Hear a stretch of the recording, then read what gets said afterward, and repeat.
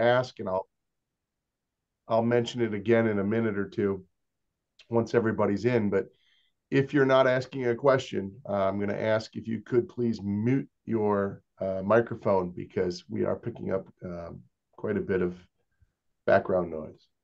Thank you.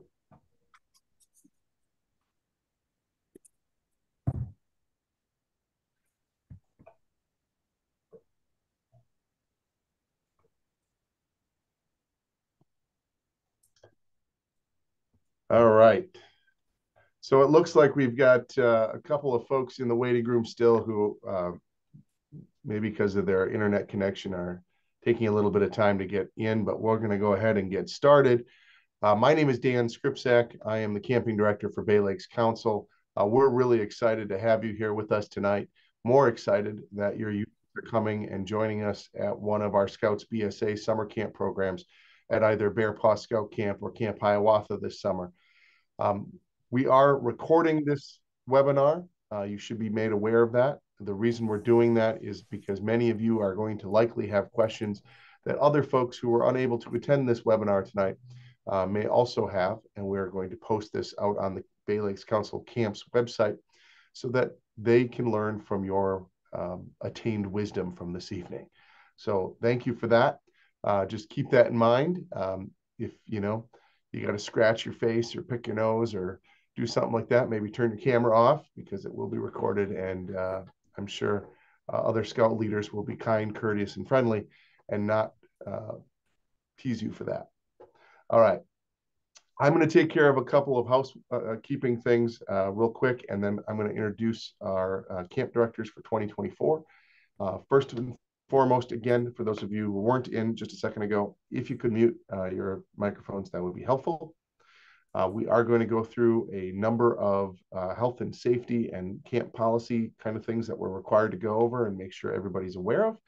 And then we're going to essentially open it up to you folks, the unit leaders and register contacts who are making it possible for the youth to come to summer camp, to ask the questions that you have regarding the programming and the properties. So with that being said, I would like to begin by introducing, we'll start with Pat this time. Pat Willicat is our camp director at both Bear Paw Scout Camp, and he's also going to be directing the Webelos Arrow of Light program for the last 3 sessions at Gardner Dam in August. Pat, you want to share a little bit about you and your experience as a camp director? All right. Thank you. Thanks for taking the time to meet with us tonight. It's nice to get back into the camp director role here at Bear Paw, and then also helping out at Gardner Dam for the first time. I've been on camp staff for a number of years. This will be my 4th as camp director, and I'm really excited about what we have coming up. I'm excited about the staff and the program that we have going forward, and looking forward to a really great summer coming up. Awesome. Thank you, Pat. Appreciate it. Eric, if you could please introduce yourself, give us a little bit of history and your experience as a camp director at Camp Hiawatha. Hello, my name is Eric Kestela. This is my 4th year as camp director at Camp Hiawatha. I've been going to Camp Hiawatha since 1972. I've only missed 1 year. That was when I was in recruit school for the state police. I've retired from there. So I've been on camp staff many, many years. Been in scouting for over 55 years. So we've got a lot of experience. Camp Hiawatha's got some exciting new programs this year. So I hope you all come up and enjoy Camp Hiawatha this year. Awesome. Thank you so much. I appreciate that, Eric. In addition to our awesome camp directors this year, we also have a few really important people on this call, and they're not me or Corey. They're actually Laura and Melissa. And Laura and Melissa, for those of you who don't know, are amazingly important when it comes to all of the support stuff that happens in the background. Without them, we would come to a grinding halt. So big thank you to Laura and Melissa. Laura, if you could wave so people can see you and say hello. Hello. Thank you. And Melissa, thank you. These two ladies, in addition to supporting camp and all of our other programs, are also our registrars for the council. So when and if you are on the phone with them, please note that they are cheerfully and excited to help you. At the same time, they are incredibly hardworking folks, and I'm really, really blessed to say that we have them in our corner helping us out. So thank you to both of you. In addition to me, Corey, could you wave? Corey is the council's assistant scout executive and my boss. So if you have a problem with me, he's the guy to go talk to. And I welcome the feedback. So please feel free. I'm going to jump in to some frequently asked questions because many of you might have these questions, and we want to cover some of those pretty quickly here. First of all, other than fun, our number two priority, well, it's actually our number one priority, but you can have both, is safety. We want the kids to have an incredibly fun adventure at our camps, but in order to walk away with that, they also have to be kept safe. So to that end, there are some things that we need to make sure that you help us help you. And a couple of those include things like health forms. So yes, everybody who is coming to camp, whether you're coming to Scouts BSA camp for a partial week or the whole week, National says that the rule is based off of the length of the event. So the event is more than 72 hours.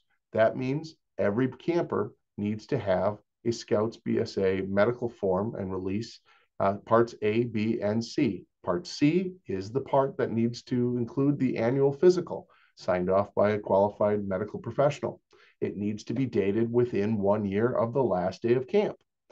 If you are one of those folks who potentially went to a later session in the summer last year and waited maybe to the last minute to get that physical done, I understand those things happen. I'm a scoutmaster. I'm a dad of 2 teenagers. I get it. And this year, your unit signed up for a earlier session, and now you can't get a physical for that scout because it's within 1 year and your insurance won't cover it. Contact me.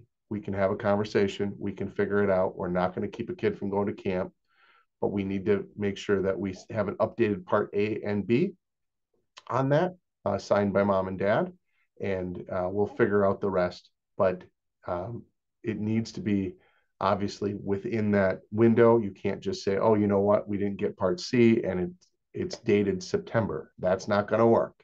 If it's dated within the time that they are going to be at camp, we can make that work. Fair enough?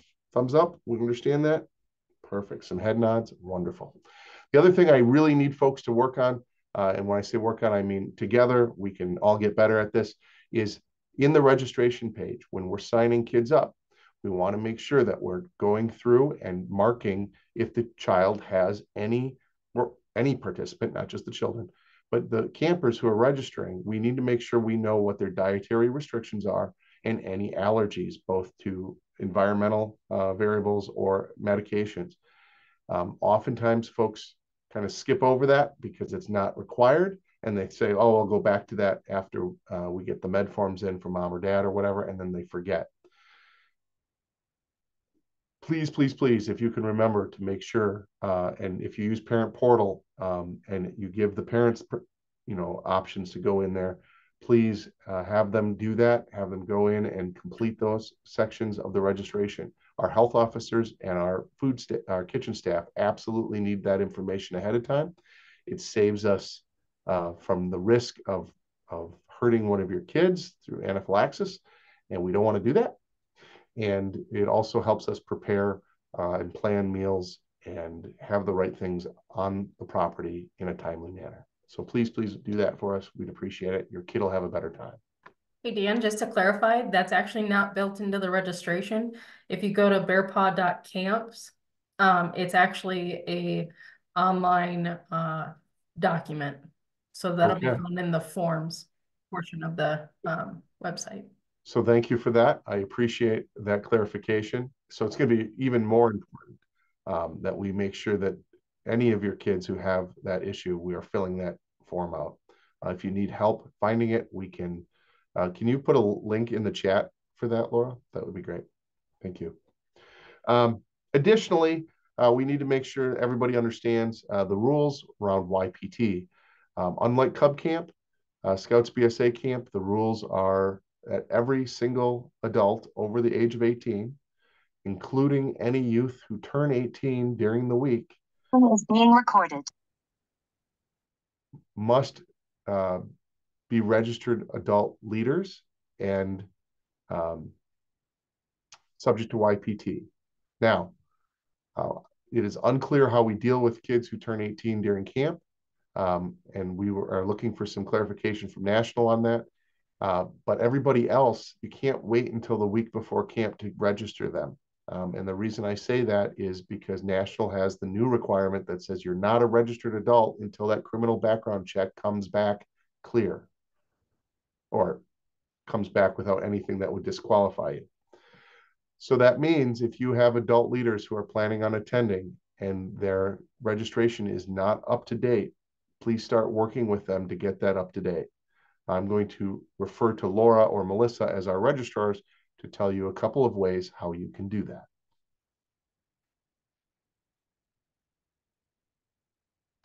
I'll defer to Laura because Sure. So you can either go to bscout.org and search by your zip code to find the unit that you need to register with. Otherwise, if you fill out a BSA membership application for adults, you can turn that in. Whether you're with Bay Lakes Council, you would obviously turn it into Bay Lakes Council. You submit that to your camp, your council registrar to get that processed. I know last year, what we did is we reached out to out-of-council units to get their unit rosters to make sure that everybody on there is BSA registered. So the other favor we would ask is if you are attending and you're from an out-of-council unit, first of all, thanks for coming to Bay Lakes Council. We appreciate it. But please, please, please bring with you copies of your youth protection certificates. And the reason we ask is while we can get often get clarification and verification from your registrars or from your units showing that you are registered, we cannot oftentimes see your YPT status. And so we are required this year to verify every adult's YPT status. So if you could please bring, and it's quite frankly easier if everybody brings a copy of their YPT certificates. If you're in Bay Lakes Council and you don't bring it, it's not the end of the world. We can look it up. But it will be faster if you just have them printed and ready to go. Lastly, I want to talk about swim checks from a safety perspective. Swim checks are not required ahead of time. Pre-camp swim checks are optional, but we highly, highly recommend that every unit attempt to take care of it ahead of time and have a swim classification form completed by a certified Red Cross, American Heart Association, or Coast Guard Auxiliary certified lifeguard. And they perform the test as required on the swim certification form. Bring that with you. Make a copy. Don't lose it. Bring it with you. And send it ahead of time with your medical forms if you can. That will speed up your check-in process significantly. The one caveat that I have to mention is that National absolutely gives the right to an aquatics director at a camp to retest someone. And that's not because they don't believe you. It's because if from the time somebody takes that swim classification to the time they arrive at camp, lots of things could change. They could have thrown their back out. They could have hurt themselves. They could have had, COVID or whatever is impacting their ability to successfully pass that swim test. And if the aquatics director has a concern, they will ask that scout or adult to retest. And absolutely, that's for their safety. So just be aware of that. It almost never happens, but I just want people to be aware of that. If you come with that swim test classification form completed ahead of time, your scouts will have a much better time on check-in, and you will have more time to be in your campsite setting stuff up that first evening. So highly recommended, not required. All right. Couple other things I want to touch base on that I know are going to be big questions before we move into the open question period. First of all, merit badge selection. I know many of you are super excited about that and have biting at the bit to get to that. That opens at 9 a.m. Central Standard Time on Friday, March 15th. So 2 days from today. As we have published and notified and in the registration, it has been noted since October that the folks that are paid in full are the folks who will be able to register on the 15th. That being said, we have had a significant number of folks express that they don't like that setup. And to give you some clarity on why we did that is historically, we have had a lot of folks who have paid the minimum deposit that is required at the time of sign up for badges, who then take spots and then don't show up. And the system's not smart enough to drop them automatically from the class if they haven't paid in full by the time camp starts. So what it does is it negatively impacts the ability for scouts who are serious about going to camp to sign up for those merit badges that they're excited to take. And so we thought we would try something this year, that would to try to alleviate that struggle that we have. Because if your kid is wanting to go to camp and they want to take specific merit badges that we're offering and they're not available, there's no more spots, sometimes those kids choose not to come to camp. And we don't want that. We want them to come to camp and have a great experience. And oftentimes those are the older kids that your units desperately need to be at camp to have a good program while you're there. So that's why we tried it. We are going to reward those units and those individuals who did in fact follow the policy as it was published, and they will get the opportunity to sign up for merit badges starting at 9 a.m. Central Standard Time on Friday.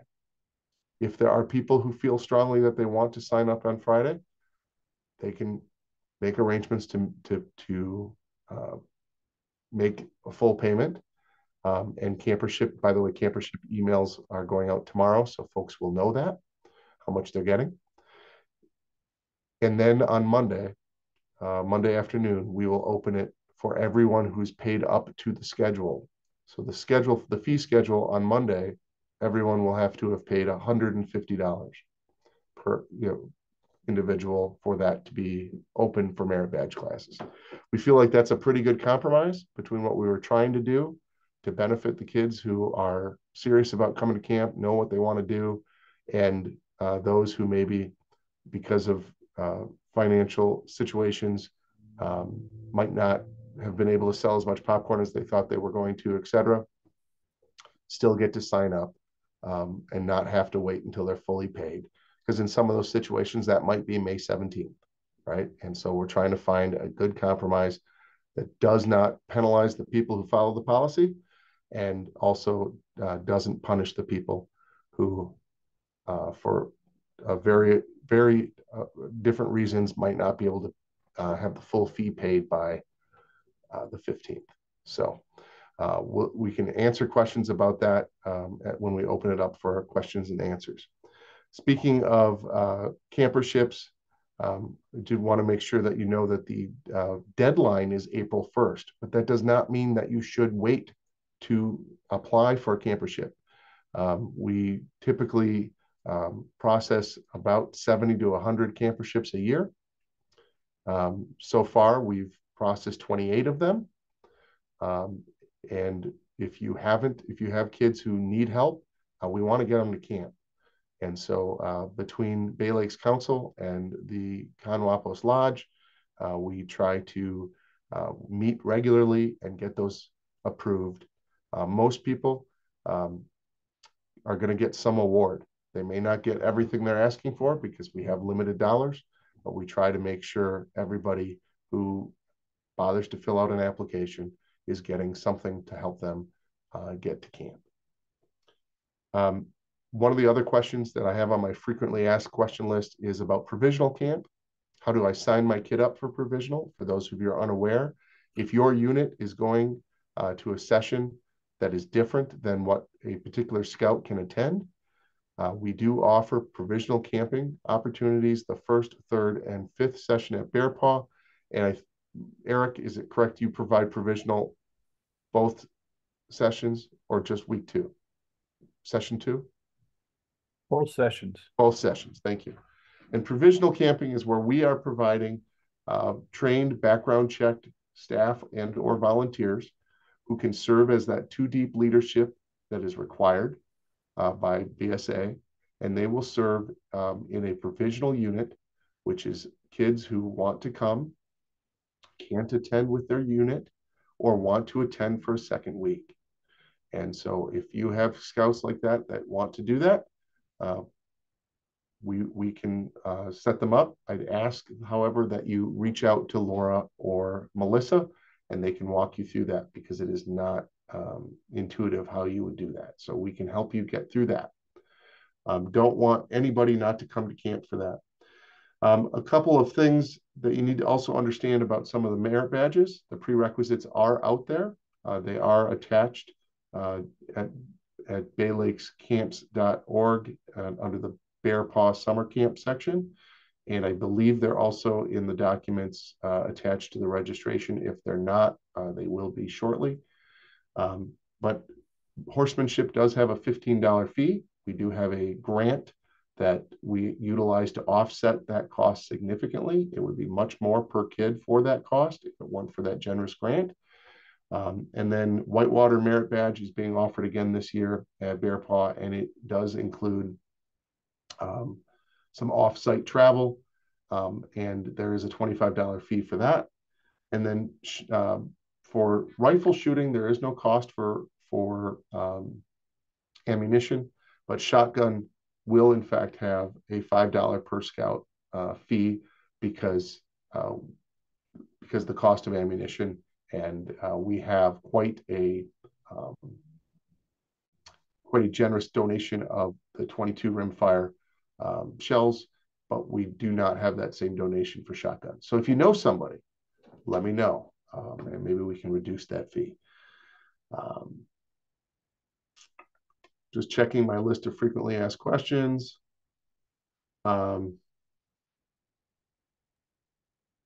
of the questions I know we get every year is one regarding adults who are going to camp partially. We do offer a prorated rate for adults who are only attending partially. Youth, it's all or nothing. If you're coming to camp, you can come for partial days. If you got to leave early or whatever, that's okay. But we want you to, we would like you to be there for as much of it as possible, and there is not a prorated fee for youth.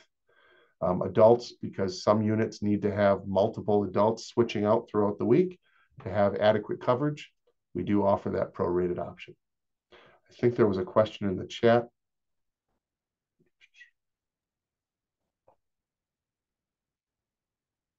There's a couple questions in the chat. Do you just want me to read them off? Yeah, if you wouldn't mind. Sure. So we had some questions about the merit badges and what it means as far as pay in full to register. Paid in full is basically anybody that's registering for programs needs to be registered. It doesn't mean that your whole unit needs to be paid in full, just any individual that is listed as wanting to select merit badges. So those were the first two questions. So for Tim, if you're going to pay in full tomorrow, yes, you would be able to register on Friday as you would meet that requirement. Will Audit Council be able to apply for camperships? Unfortunately, camperships right now are reserved for Bay Lakes Council campers. However, I can tell you that in the past, many of the councils that many councils do provide camperships to their youth. to attend out of council camps if we have a reciprocal agreement with them. In other words, like Three Fires, we have a reciprocal agreement with them. If you reach out to your council and ask for a campership, they may in fact award one for you to attend camp, because it's recognized that kids who go to camp stay in scouting, and it's worth it for them to do that. Next question was Bethany. Are you with you're with troop 68B or G? Are you in? Yeah, you just council answered that yet? question, Okay. Potawatomi, so we're not in council. I didn't realize that you had to be in council for a campership. Okay. Thanks. I did post the advancements in here as well. If anybody wanted to look in the chat, there is a link in there. Christy Knauer mentioned on the central registry clearance for anybody who's in the state attending Hiawatha for the state of Michigan. Any adult attending will need to complete that central registry clearance form prior to their arrival, and either bring that to camp if it's sent directly to the individual, or have it sent to camp or to Bay Lakes Council. I believe it does take at least 10 business days for processing, so it does take a little bit of time for them to get that completed. Mike asked, what is the charge per day for adults? Give me a couple seconds here and I can look that up. It's 40. It's 40 per day? Yep. Okay. How about crossover scouts that are not crossed over yet and the late fee? So the late fee doesn't go into effect until May 17th. I guess my question for you is whether or not you're able to, and I'm thinking, I'm not rolling my eyes at you, I'm trying to recall here. Curious whether or not we have the ability to start the paperwork to cross them over. And the reason I'm asking that is technically, if they're not crossed over, and they're not registered with your unit, and they're still registered with a pack, they're not supposed to be at summer camp. So trying to figure out how we can make sure that happens before May 17th. Historically, if you have a whole den or something like that that is not crossing over until after that date, and they're not on your roster, so you can't add them, we have worked with you, but ideally we would, and we still will, but we need to understand that situation. So I'd invite you to reach out to me via email, and I can work with you, your unit one-on-one on that. But All right. The short answer, though, Dan, is that we do not charge a late fee for Webelow, or sorry, for Aeroblight crossovers to come to camp. that is the short answer. If yes. Okay, I'm sorry. If you work with us, yes. I'm going to jump in real quick because my question was really related to around when I went to go register my scouts today and try to make a payment. The website was forcing me to make deposits for scouts that I don't have a name for yet. I have basically 30 scouts registered. I've only got 20 of them with names on it yet because I have crossovers that are still coming over way before the time that's necessary. And that's kind of my issue, is that it's forcing me to make a deposit on them. Okay. And I don't even know if I'm going to have all 10 yet. It's something I need to work with Laura and Melissa when the time comes as to whether we're going to remove them from our registration or not. I don't want to, I guess I'm saying is I don't want to pay money for scouts that I don't need to at this point, which one, the website's making me, but it's just making sure the crossovers are taken care of. And I'm okay with everything you've said so far. It's just that registration process was a little bit confusing there. So I appreciate that. It is a little bit convoluted sometimes. The struggle here that we also have, Steve, that I'm sure you can appreciate, is things like food and program supplies and the like, the sooner we can order that, significant cost savings happen because of that. We are rewarded by our food supplier and our program supplies folks with the sooner we can order and get those program supplies at camp, et cetera, we realize significant savings. So when we are asking folks to register for camp, yes, I get you're going to have a handful of, and hopefully in your case, you have all 10 crossovers. That would be amazing. I would be very happy for you as a fellow Scoutmaster. I think that would be great. But registering folks when we don't have spots for them actually creates capacity issues in, for other units that are, being waitlisted. So the system does in fact require a deposit, a non-refundable deposit for space holders.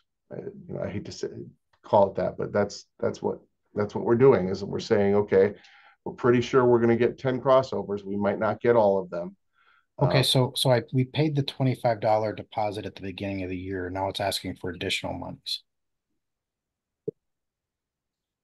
Yes. So the system says, so it was January, February, and March. There was a $25 deposit each Okay. on the way, and that's so that if you put somebody in and you're gonna drop them, right? Like you're not losing the whole 75, and then in February, it gets clearer. You've held a spot. It's caused other people to be waitlisted in that session. You're only losing $50. Then, the next month it's asking for another $25. That's different than how we used to do it, where we just forced you to pay the whole 75 up front and you lost it all if you canceled.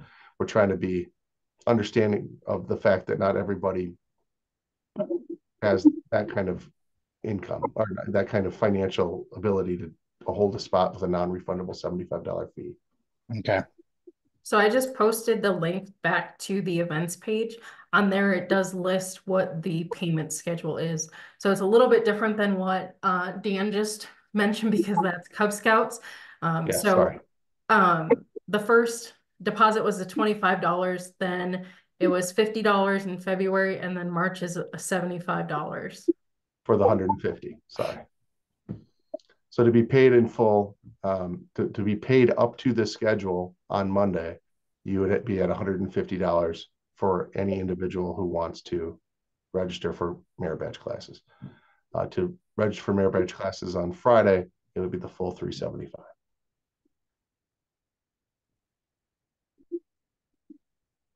Good question, though. Thank you. Okay, I know you probably covered this when my screen froze, because I'm the one that asked about the per day cost, but my screen froze when you answered it and it popped in and you were answering the next question in line. So can you run that past me again? I'm sorry for that. No worries. Adults, we do prorate. It's $40 a day. Youth, Okay. we do not prorate. Yep. So does that include if, say, I have some former scouts that are over 18 now, they want to come because of their summer work schedule, they just want to come up, like take one day off of work, obviously, because they're paying for college, to come up for Friday and then help clean up on Saturday. Do they have to pay for 2 days for that, being Saturday as breakfast and checkout? I believe our prorate schedule actually has a different rate for Saturday and Sunday. Okay. Yeah, it's $10. So, Okay. But keep in mind, and I hate to rain on anybody's parade, but because they're 18 and they're coming to camp. Yep. Yep. Yeah, I got all that. I got one of them's my own son. So great. Glad to have them come then. So, and then there was another question, and do you know what time Monday, just so I can try to plan ahead for making sure I can get on for my scouts? Because not being able to pay in full is more, some of the families budgeted it later on in the year, so we can't cover that right away. And that's why I'm curious if you knew what time on Monday for those that have paid up to that 150. I'm going to leave that actually to Laura and Melissa to decide, because they're going to be the ones who are actually turning it on for me. Just trying to think of my schedule in my head. I think we would be able to get it on at 8 o'clock on Monday. 8 a.m. Central time. Good question. Thank you. All right, thank you. Right, and then we had another question asked about age requirements for merit badges. Are they open to all scouts for all ages other than high adventure, which is 14 plus? The answer is yes. They are in fact open. All merit badges are open to all ages. That being said, you will know that there are some merit badges that are recommended by national that you choose wisely before you put them into them. That includes, and we will not turn them away because there are, you know your kids better than we do, but there are the shooting sports, the whitewater, the whitewater you do have to be 14 because it is considered high adventure. The climbing is recommend. Those are all recommended for second or third year campers, and that does not mean that we will keep you from. The system will not keep you from signing them up, but those are often very difficult for 10 and 11-year-olds to complete. There are outliers. There are some kids who can complete those. But most of them go home with a partial because they don't have the physical strength to hit the proficiency score that they're required to pass those shooting sports merit badges. So keep that in mind. We want them to have fun. We want them to succeed. If they're going to be okay with coming back and trying it again another time, sign them up. We want them to have fun. And if we just want you to, as unit leaders, you know your kids the best. If they're going to be distraught or heartbroken that they couldn't get the proficiency score at archery merit badge, for instance, maybe wait a year. Next question is there a half-day charge for adults? They have an adult switching mid-week. Do they pay $40 even if they are only half-day? So how that works in this system is, say you have an adult coming Sunday through Tuesday night and into Wednesday morning. If they leave before breakfast, I would just have them register from Monday till Tuesday, and then have the next person register Wednesday through Saturday. If they're staying for breakfast, what they can do is they can register, Sunday through Tuesday, and then just pay for the breakfast the next day, which is $8 per meal. So they have that option. And for adding the partial week adults, when you log into your registration, you'll see under the registrant contact information, there's going to be like the person listed, and it's going to say update information, and then over to the right, it'll say additional actions. If you click on that, it'll allow you to add participant types, and you'll be able to select from the option as a partial week adult. And then when it brings it into your registration, you'll be able to enter the person's name and then select the days. And the days that you select is really what determines the cost that they will be charged for the week. Jeremy just posted the Three Fires campership link. Thank you, Jeremy.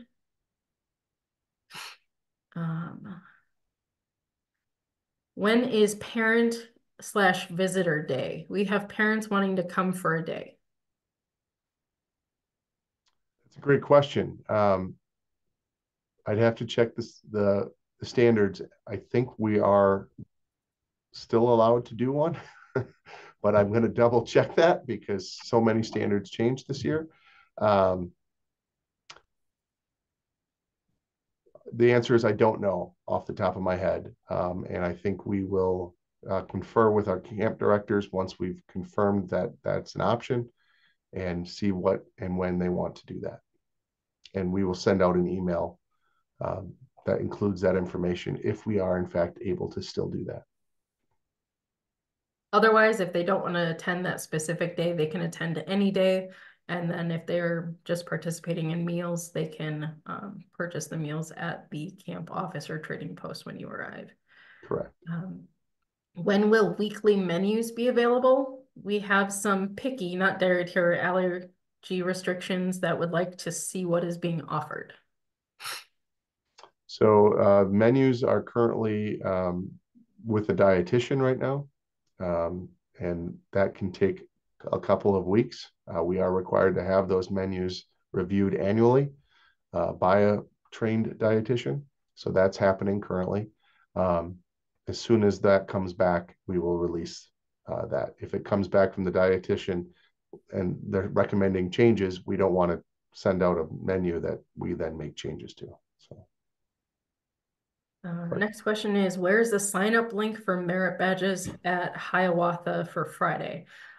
So for both camps, the sign-up links are actually in your registration. Once you log in, underneath each participant, there's going to be a button that says update information. If you click on that, as long as you are paid current to what Dan was talking about before, for Friday it would be paid in full, Monday paid current to the payment timeline. There's going to be a button in there under each person that says select classes. Once you click on that, you'll be able to sign up for that online. For YPT, the request for YPT documentation, do you need individual certificate for each leader, or do the YPT report from My.Scouting covering the whole troop work?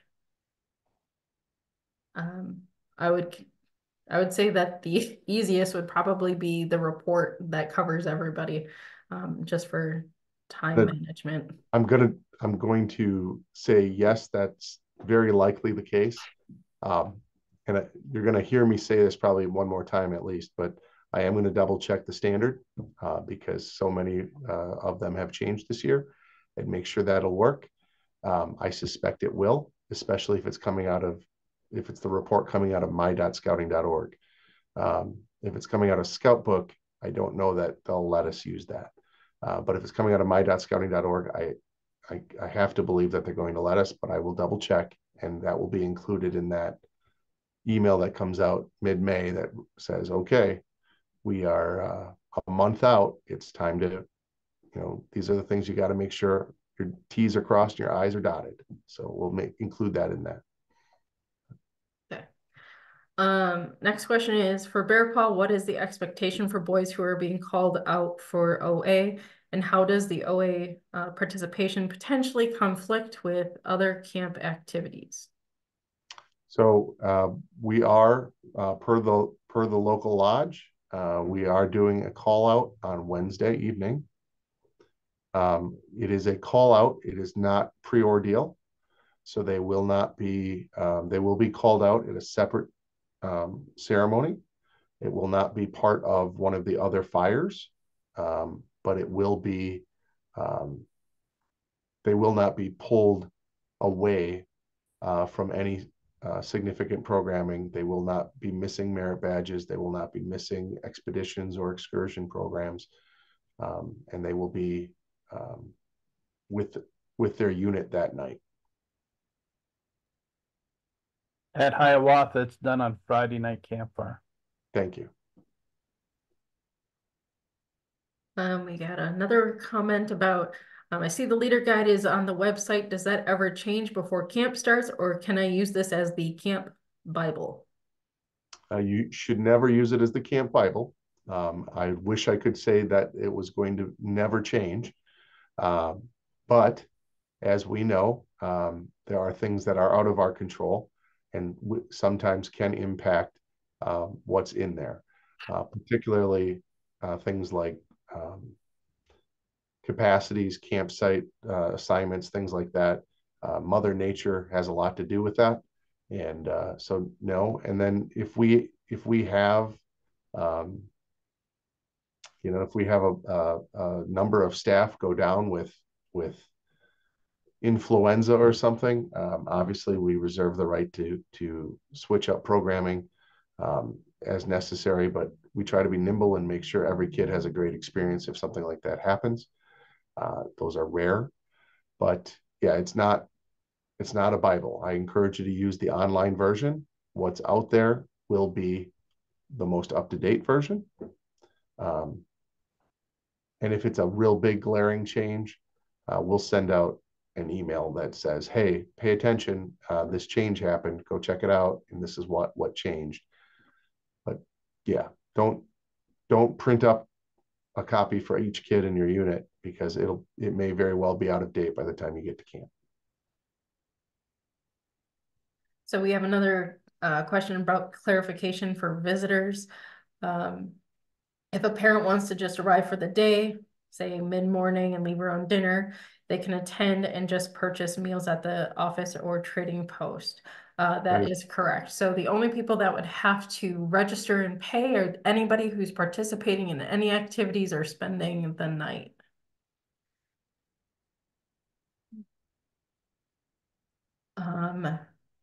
Says, I know we can arrive early and that we are on our own, but is arriving one day early okay?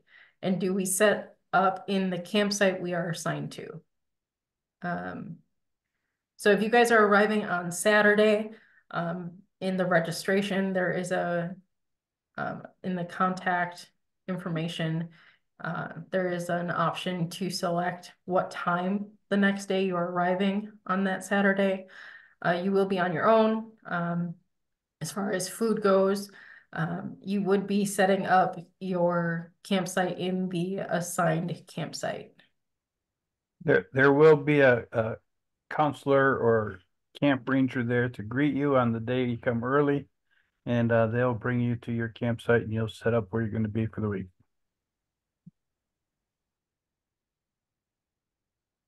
Says at Bear Paw, the Thursday meal we cook on our own, is that traditionally the same thing each year? Asking to know what we may need to prep for or may want to doctor it up. Sure. So the answer is TBD. It is not likely going to be the same thing as it was last year. Some of the feedback we received from both the dietitian and some of our Scoutmasters was that brats, burgers, and hot dogs did not require significant enough preparation by the Scouts, and they were hoping to use that night if they were doing the rest of their meals in the dining hall as an opportunity for their Scouts to cook. So we are exploring that. I can tell you that whatever it ends up being, it will be likely, if it's something other than that, it will be something like hobo, I can't use that term anymore, tinfoil campfire dinners, or something along that line that requires some preparation on their part, but is also not requiring every unit to be bringing cooking equipment and everything. That's the balance that we need to find. Like, can they do it in their campsite without having to bring a bunch of equipment with them? So that limits what we're doing. Again, we will communicate that very clearly in an email to every registered contact and unit leader that's attending camp, what that meal will be. And then that's also going to require some understanding of what we can potentially pre-mix at our commissary to make that both easy, but also we're not dealing with allergies and things like that. So more to come on that. Holly had a question about the payments for merit badge sign up on Friday and what time that is. So basically anybody that wants to sign up for merit badges on Friday would need to be paid in full by 9 o'clock Central Standard Time in order to sign up for the merit badges. That does not mean the entire unit. Correct. It means it's just individuals. the individual. And as if they haven't given parent portal access, which is their choice as the camp register contact person, they can allot dollars that maybe they paid a $200 deposit, or they've paid there's scout account money or whatever, they can allot dollars amongst the kids, amongst the participants, um, and then register them for those merit badge classes. Um, again, it is not the whole unit. It is by individual. So if you have kids who've paid, and they're up to date on Monday with the payment schedule, you're not punishing them because you have other kids in the unit who are not paid.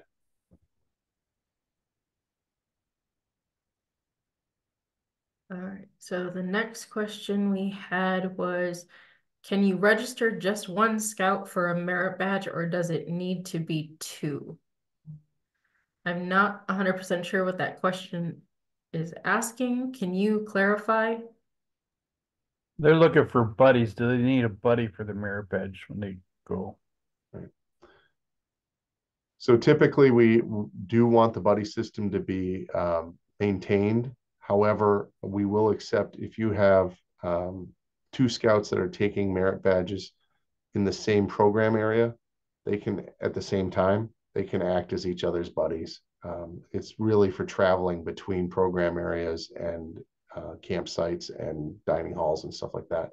The buddy system is very important, but if they're in the same area, they can be each other's buddy.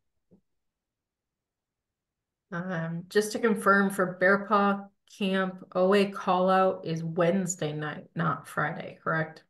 Correct. Any advice or things to know for first-time Bear Paw attendees? We have never been to Bay Lakes and just wondering what to expect. We have been to Thomas and Makajawan in years past. I'm going to say, first of all, welcome. We're excited to have you. And I'm going to defer to Patrick. Do they have an hour? We got a lot of fun things to know. I can answer a lot of those questions for you. I believe it's Laura that reached out for it. I can, and I can answer some specific questions or even set up a general Zoom meeting with your troop if you'd like. But there's a lot of, things and nuances that Bear Paw may have that Makajawan or Tusomis or even any other camp that you've been to that you may not be aware of. Expect a lot of fun, just like you would at any Scouts BSA camp. We have an energetic staff, a lot of different things. We've got both patrol, cooking in the campsite option or eating in the dining hall. So there is a lot of things that can be offered, that can be talked about. A lot of program, a lot of merit badges, a lot of fun events, and you'll see that coming through in your time spent at camp. Patrick, I think one of the things I would point out to Laura and anybody else who is bringing a unit that has never been there before is we do offer some pretty exciting opportunities in addition to the traditional merit badge advancement opportunities. We do have a really well organized Eagle Challenge for folks who want to sign their younger scouts up for for tenderfoot through first class rank requirements. We have expeditions that leave the property and do some high adventure stuff that are day trips for those who are 14 or older, who you might want to come to camp, but they've got most of the merit badges maybe. And then we have excursions this year, which are a little different than expeditions. It's actually our Trek program for the older kids. And most of you should have received an email from David Benton, our Trek director, and inviting you to sign up some of your older youth for those treks. And those treks have a bit of a menu style where we're essentially acting as your outfitter. You're providing a couple of adult leaders, and those adult leaders can attend the trek during the week for free. The youth pay an additional fee, and we can do things from different river canoe trips, different whitewater kayaking, sea kayaking based out of Door County, rock climbing trips to Devil's Lake, all sorts of different things that we can provide for you. So there's a lot of opportunities for some of the older kids. For unit activities, one of the great things that both Hiawatha and Bear Paw do really well is that we have other opportunities for you, and we build some downtime into the schedule on purpose. So if your unit wants to do a lunch afloat, they want to go out on the lake and eat lunch out on a bunch of canoes that have been lashed together, we can do that. If your group wants to go on a group rock climbing at one of the rock faces nearby, we can do that. If your group during some of the downtime wants to organize a hike or a service project, we can do that. And so there's lots of opportunities for you to have unit programming happening while you're at summer camp, which is how it's supposed to work. Next question is for ATVs at Bear Paw. To clarify, the $60 charge or there is a $60 charge, but then scouts need to get certified via Wisconsin DNR online, which is about $40, correct? Yeah, so it's about $100 total. In the state of Wisconsin, if you're riding on private land, same thing in Michigan. If you're riding on private land, you don't need that DNR card. However, we will not be riding on private land only. We will actually be going on a ride that includes trails through the National Forest at Bear Paw. Therefore, you do need the Wisconsin DNR card as well. If you are doing the new ATVs program that is being introduced at Hiawatha this year, they will be staying on property. They have larger acreage to do that. And you will not need a Michigan DNR card. We are working on determining the program of whether or not at Hiawatha you may be able to be offered the riding segment for that card that is required in Michigan. In both situations, you are also required to take the ASI, the ATV Safety Institute, new rider CBT, computer-based training, and bring a copy of that certification along with the waiver that's in the leader guide. And that's for both properties. That's a national BSA requirement. We can't waive that one. So what's happening in the program is your kids are actually, they're going through the ASI, they're going through the state, and to get the card, they have to go through a certified instructor ride. And that's what's being provided for them, is that certified instructor ride along. And that's the final piece of getting their ATV card in most states. Next question is about a picky eater. If one of our scouts brings food for meals, is there a way to put in the fridge either at the camp office or dining hall? Reach out to me or reach out to one of the camp directors, depending on which camp you're going to. We'll have a conversation. If it's within reason and we have room, obviously we're going to try to make accommodations where we can. If it's cases of food, there are health code rules that we have to follow about mixing food that we don't have the chain of custody for. So we would have to do it within reason, but we're always looking to make accommodations where we can, where they're reasonable. The additional cost for horsemanship, does a scout need to pay the fee now or can they pay later? So basically, when you sign up for that merit badge, it's included in the sign up. So if you select that, it'll automatically be charged on their participant registration online. So that's that one. Is it true that scouts will not get signed off for Eagle Challenge, tenderfoot, second class, first class? I thought that in the past they got signed off on.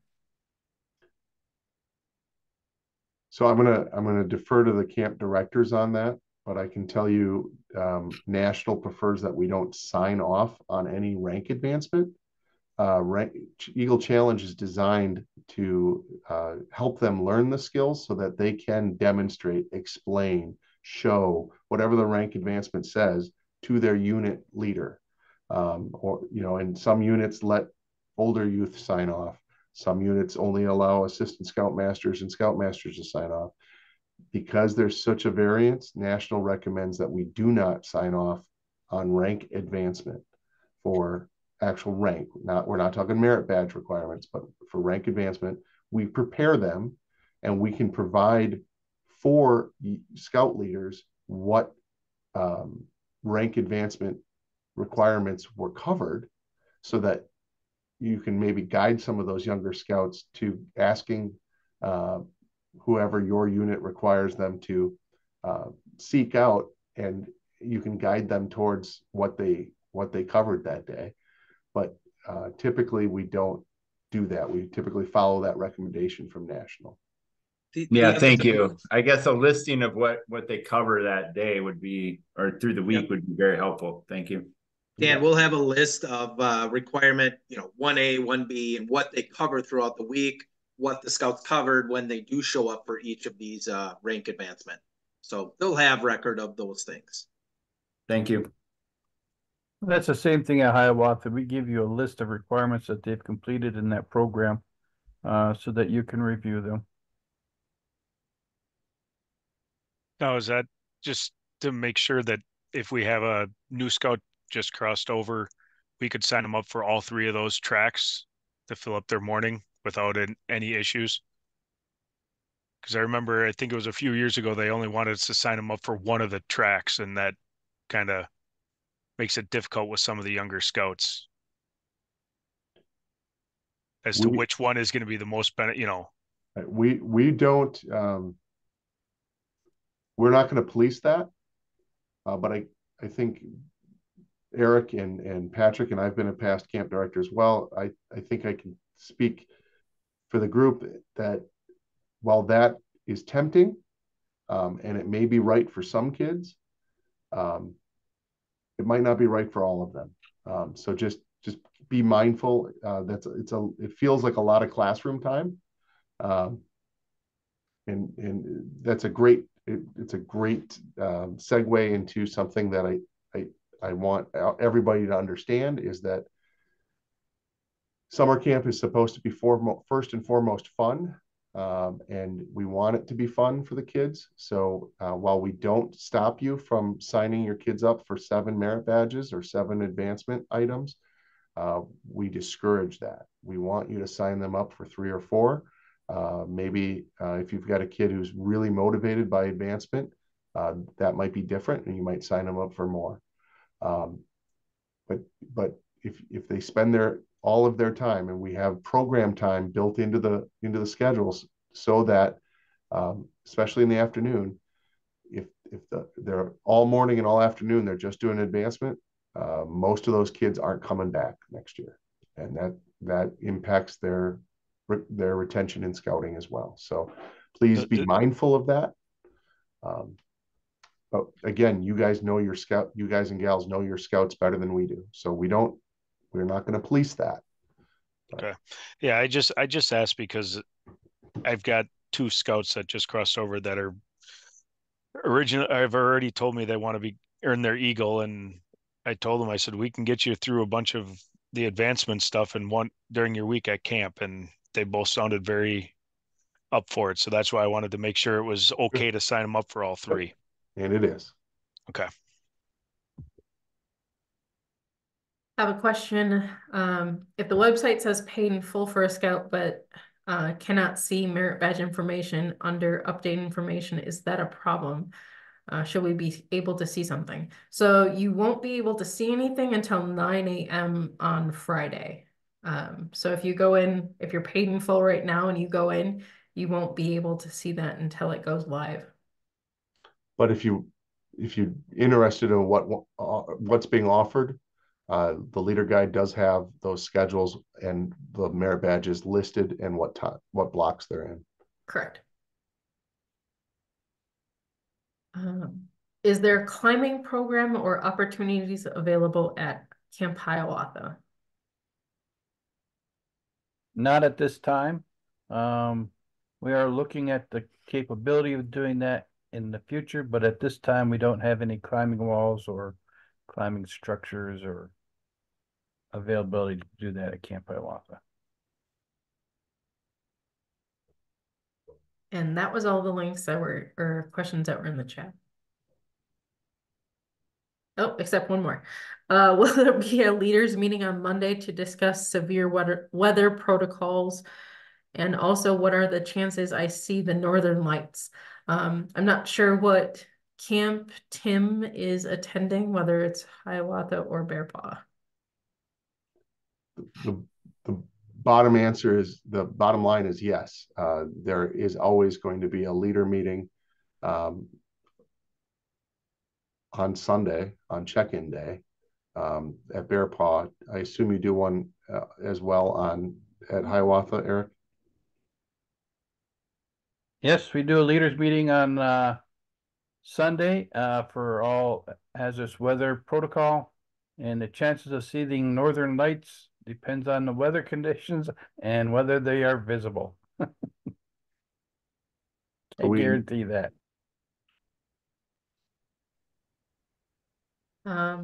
We have one question here. My son is interested in rock climbing, but I was wondering where and what type of rock they would be climbing. So if they're attending Bear Paw, there is natural red granite that is within walking distance of the camp. It's technically in the national forest, that we have an easement to use, and we have anchors professionally installed. And so they will be rock climbing on natural rock. That's about, Pat, it's 62 feet, right? Yeah, about 60 feet.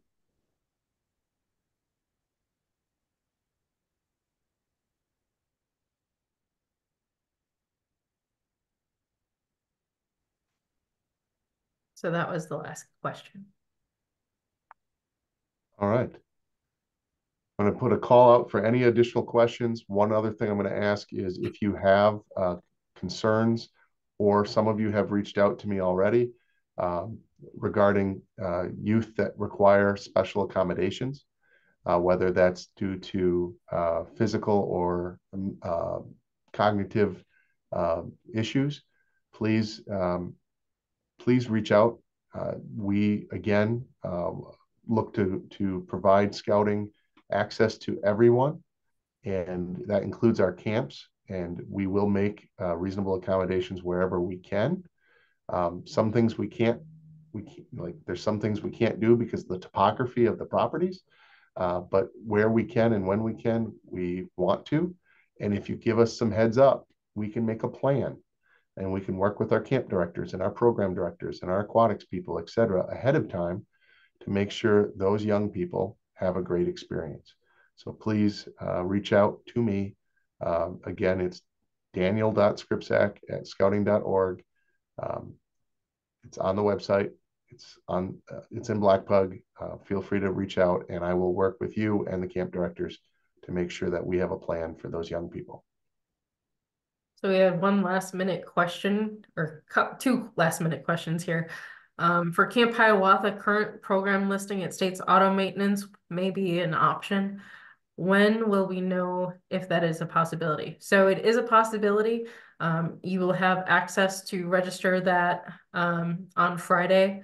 I know I'm working on updating the merit badge schedule listing, and that'll be updated tomorrow.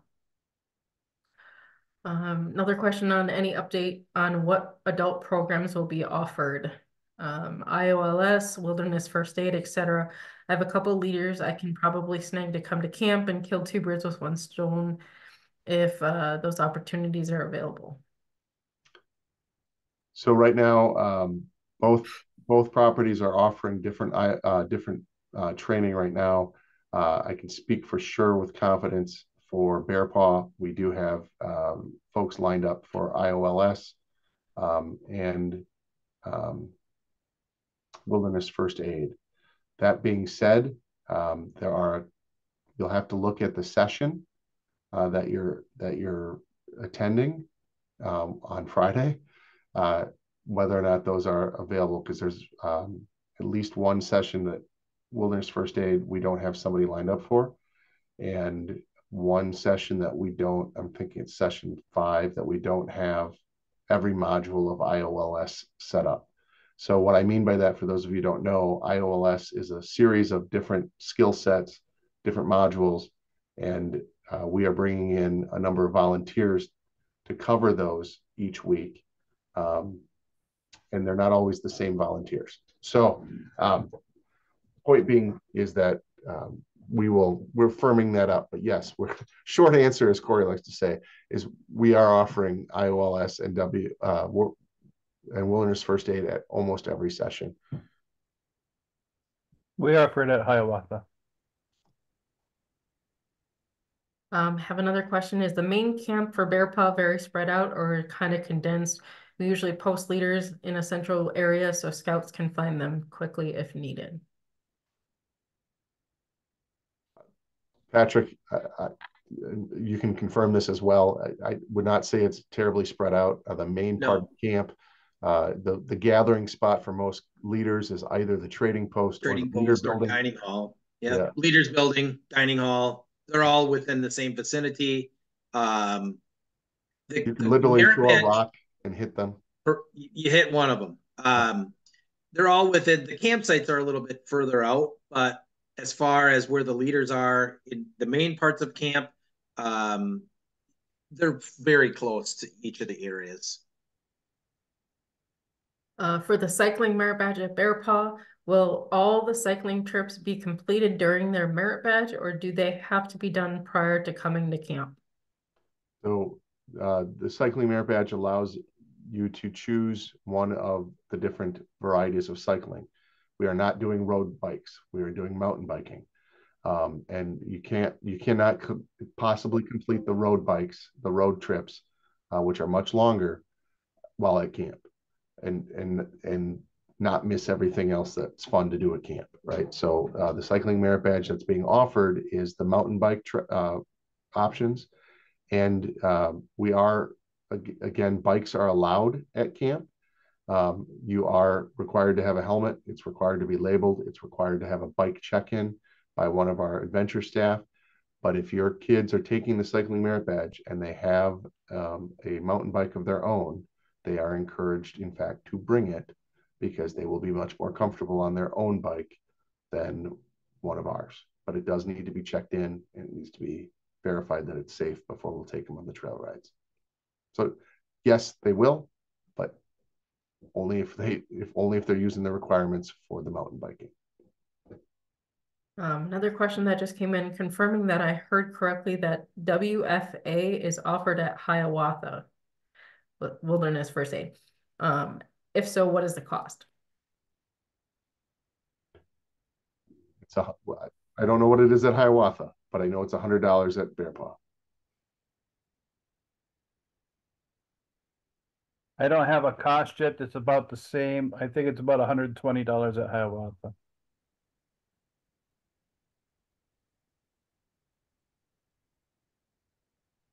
That's contingent on getting at least 6 participants. Yes, that's not a camp choice. That's a requirement of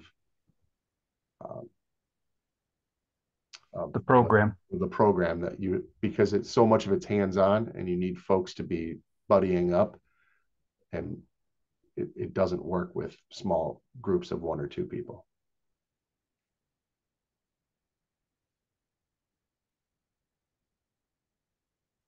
No other questions. All right. Are in the chat.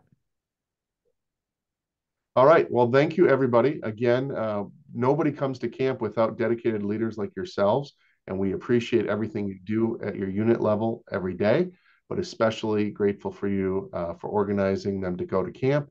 And for those of you who will be joining us at camp, we look forward to seeing you this summer. So thank you so much.